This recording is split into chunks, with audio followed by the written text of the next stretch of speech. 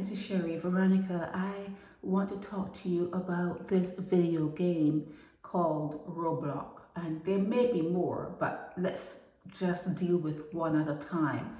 Roblox, R-O-B-L-O-X.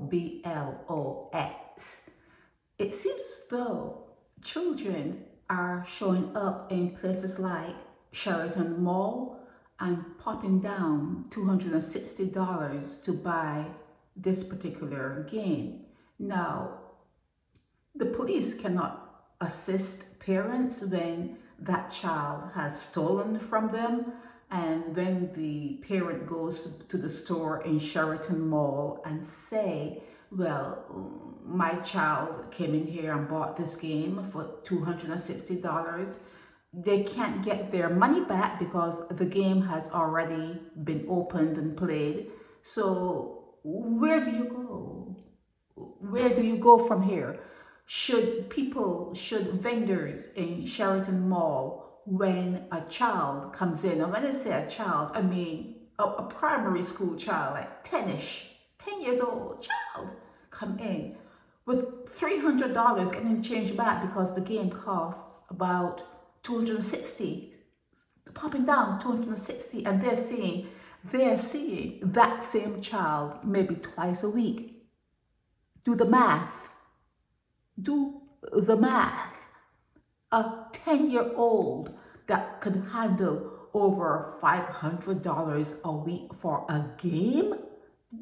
So when these children come into stores, the vendor should ask for the parents' number. Something needs to be done. I'm getting straight to the point. Something needs to be done.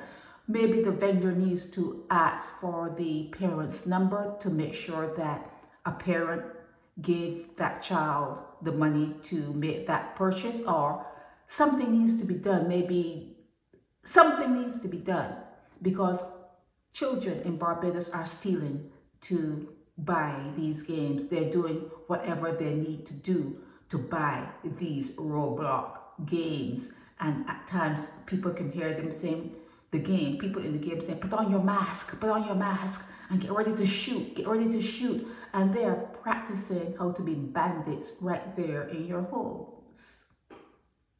They're practicing how to be bandits right there in your homes while they're in primary school.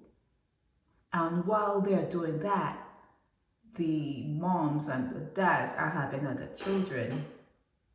They're bringing other children in to be bandits, practicing bandits.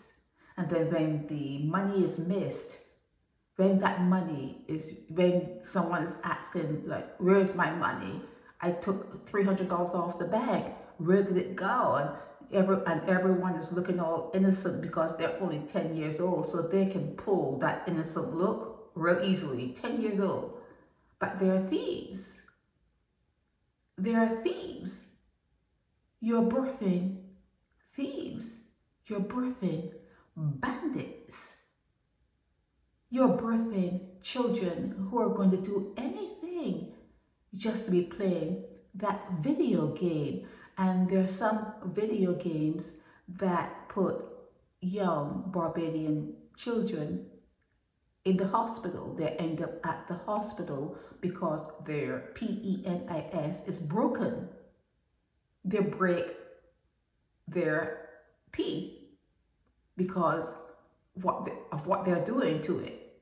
The stress, the activities that they are engaging in online, and they end up with a broken P, and they have to go to the hospital because it's broken and stuff is swollen. Your children, the children that you're birthing into this world, are going to come back to rob you. They're going to come back to hurt you. They're going to come back to make you hold your stomach. They're going to make you cry. They're going to make you cry. The children that you're bringing into this world, you're not ready for them. A copy of a copy of a copy. It's not good. It's degraded. It's a degrade. Okay, it's a pop down. It's a pop down. You're not bringing in elegance. You're not bringing in anything that is going to supersede you. A copy of a copy of a copy of a copy of a copy can't be good. Okay, so this roadblock game, I don't know how many households in Barbados have children who play it, but it's teaching your kids how to rob, how to shoot, how to hide, how to get away. Your kids are being taught how to be inmates, because that's where they're going to end up. That's where they're going to be end up. They're going to make up the inmate population at some prison. Well, you have one in Barbados, Hotel St. Philip Dodds. That's what these games are going to make your kids into, inmates. And they're stealing large sums of money. Do you know what it is?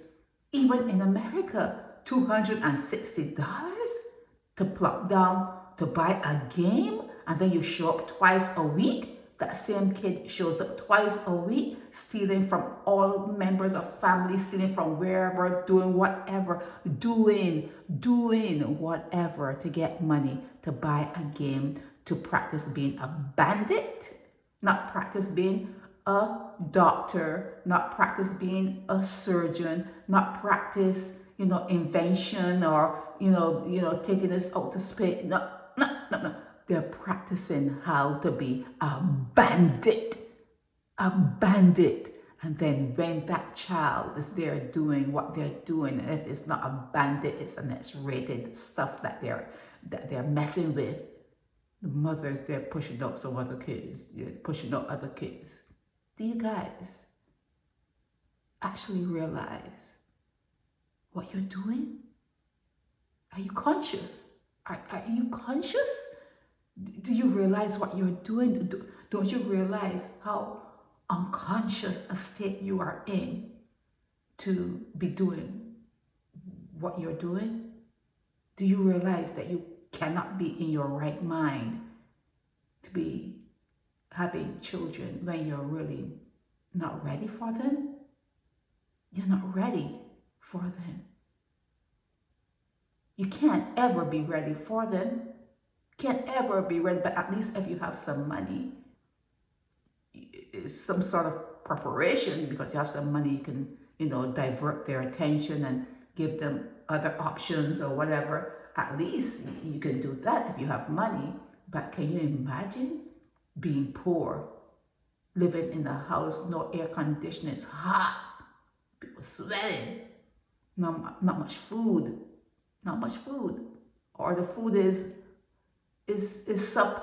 subpar, and that child is showing up at a store twice a week to buy a game that's over $260. Think about what I'm saying. You don't even make that.